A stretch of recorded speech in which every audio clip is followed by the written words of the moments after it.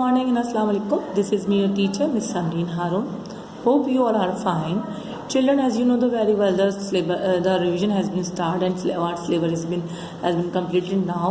So today we are going to learn our new chapter. The new chapter name is memory. So please take out your copies.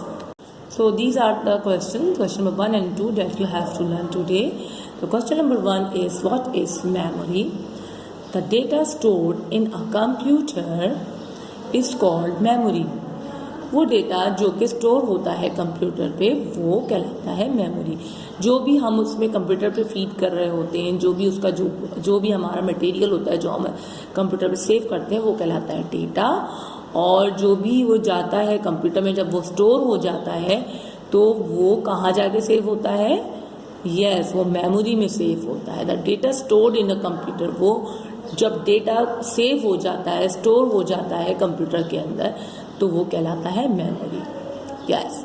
How many types of memory are there in a computer? Computer की कितनी किस्म की memories होती हैं? A computer has 2 types of memory. Computer की दो types की memory होती है. RAM and second is ROM. Random access memory and ROM read only memory. So my dears, today you have to just learn the question number 1 and 2 of chapter memory.